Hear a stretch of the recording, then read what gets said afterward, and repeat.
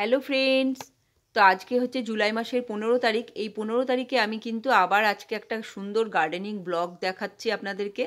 দেখুন কি সুন্দর, যত বৃষ্টি পড়েছে গাছের পালার চেহারাও কি সুন্দর হয়ে গেছে, পুরো সবুজে সবুজ হয়ে গেছে। গাছে ফুল থাকুক না থাকুক, গাছগুলো এমনিতেই নিজেরাই খুব সুন্দর হয়ে গেছে, দারুণ দেখতে লাগছে।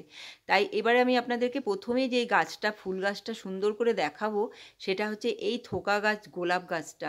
দেখুন এই যে থোকা থোকা গোলাপ হয়, এই গাছে কি পরিমাণ কুড়ি এই জুলাই মাসে এসেছে। বর্ষাকালে মানে বর্ষাকালে যে এত সুন্দর করে গোলাপ ফুল ফোটে সেটা কিন্তু দেখাই যায় না, কিন্তু এই গাছটা এত ভালো হয়েছে। গাছে ভালো হওয়ার পরে গাছটা নিজের থেকে এত সুন্দর করে ফুল দিয়েছে। আর কোনো পরিচর্যাই আমরা এই সময় বর্ষাকালে গরমকালে করছি না, কারণ গরমকালে তো বেশি খাবার দেওয়া যায় না। গোলাপ, বিশেষ করে গোলাপ গাছে ভীষণ ফাঙ্গাস লেগে যাওয়ার ভয় থাকে, তাই জন্য কিছুই করিনি। তাতেই দেখুন এত সুন্দর ফুল, খালি জায়গাটা খুব সুন্দর পেয়েছে, একদম ফাঁকা জায়গা পেয়েছে খোলামেলা, তাতেই কিন্তু এত ভালো হয়েছে। আর কুড়ি দেখুন, একদম থোকা থোকা কুড়ি, পুরো গাছটাতেই কুড়ি ভর্তি, এবং যতগুলো কুড়ি হচ্ছে প্রত্যেকটা ফুলই সুন্দর করে ফুটছে। এই যে এতগুলো লাল লাল কচি কচি ব্রাঞ্চগুলো দেখাচ্ছি, প্রত্যেকটাতে কিন্তু কুড়িতে ভরা রয়েছে। তার পাশেই রয়েছে আমার এই যে নীলঘণ্ট গাছটা। এই নীলঘণ্ট গাছটাও দেখুন কি পরিমাণ ফুল আর কুড়ি গাছটাতে হয়েছে। আর গাছের চেহারাটা আপনারা দেখুন একবার, মানে আমি পুরো গাছটা আপনাদেরকে দেখাতে পারবো না, এত ঝাঁকড়া হয়েছে, চারিদিক দিয়ে ঝাঁকড়া হয়েছে। আর সুন্দর করে নীল রঙের ফুলগুলো হয়েছে। এই ফুলগুলো যেমন দেখতে সুন্দর, গাছের পাতাগুলোও খুব সুন্দর দেখতে হয়, এবং ডাল থেকে এগুলো হয়। তারপরে আবার আর একটা গোলাপ গাছ দেখাচ্ছি, সেটা হচ্ছে এই অরেঞ্জ কালারের গোলাপটা। এখন ফুলের সাইজটা একটু ছোট হয়েছে ঠিকই, কিন্তু দেখুন কি সুন্দর, কত লাল লাল কচি কচি ব্রাঞ্চ বেরিয়ে তার সাথে সাথে এই যে অরেঞ্জ কালারের ফুলগুলো ফুটেছে, কি সুন্দর লাগছে। যখন বৃষ্টি পড়ে না, দারুণ দেখতে লাগে। আর তার সাথে ফুটেছে এই ডবল ডিলাইটের ফুলটা। এই ফুলটাও কিন্তু ভীষণ সুন্দর এবং ভীষণ ফ্রেশ, কোনো কালো নেই, একদম সুন্দরভাবে ফুটেছে। এরপরে যে গাছটা দেখাবো সেটা হচ্ছে এই নার্সারি থেকে কিছুদিন আগেই আমি একটা অ্যাডেনিয়াম গাছ এনেছিলাম। সেই গাছটা যখন রুট বাউন্ড হয়ে গেছিলো, আমি রিপোর্টিং করে দিয়েছিলাম। মানে গাছের শিকড় কাটিনি, কিছুই কাটিনি, খালি পটটা চেঞ্জ করেছি। এবং সত্যিই তাই, পটটা চেঞ্জ করার পর গাছের চেহারার পরিবর্তন হয়ে গেছে। গাছের পাতাগুলো যেমন সুন্দর হয়েছে, গাছটা বেড়েছে, এবং তার সাথে সাথে প্রায় 8-9টা কুড়ি এই গাছটার মধ্যে নতুন করে চলে এসেছে। তার সাথে তো দেখতেই পাচ্ছেন দুটো ফুল। দেখুন গাছটাও কত সুন্দর হচ্ছে, আর মাটিটাও খুব ভালোভাবে রেডি করেছি, তাই জন্য গাছগুলো খুব ভালো আছে।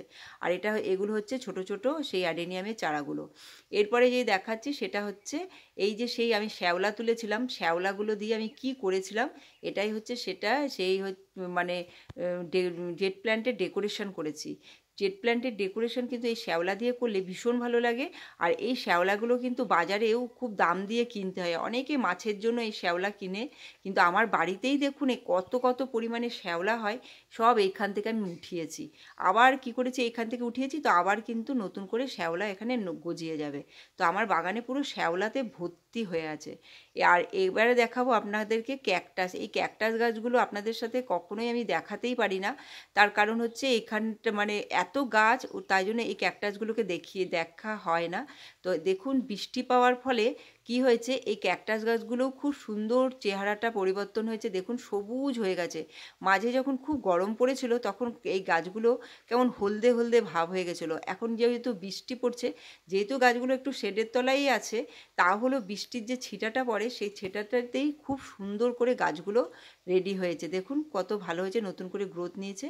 আর এখানে একটা গাছে আর কি দুটো থোকা জবা ফুল ফুটেছে, এত ভালো লাগছে। মানে ফুলের সাইজটাও দেখুন কত সুন্দর, আর ফুলটাও খুব সুন্দর দেখতে। এই জবা গাছগুলোতে কিন্তু ফুল আসছিল না, এখন বৃষ্টি পড়ার পরে এই গাছগুলোতেও আবার নতুন করে ফুল আসছে। তাই খুব ভালো লাগছে যে বৃষ্টি পড়ার পর আমার আর কিছু হোক না কিছু, গাছগুলো কিন্তু খুব ভালো করে একদম রেডি হয়েছে। আর এখানে দেখাচ্ছি গ্রিন নেটের তলাটা, দেখুন এখানে তো গ্রিন নেটটা এখনও লাগানো আছে। গ্রিন নেটের তলায় যে আমি ক্যালেরিয়াম গাছগুলো রেখেছিলাম, সেই গাছগুলো কিন্তু খুব ভালো হয়েছে, প্রচুর গ্রোথ নিয়েছে, এবং গাছের মানে টবটা পুরো ভরে ভরে গেছে। আর টবের মধ্যে জায়গা নেই, এবার যদি আরও গাছ বেরোয় তবে আমাকে কিন্তু অন্য টবে রেডি করতে হবে।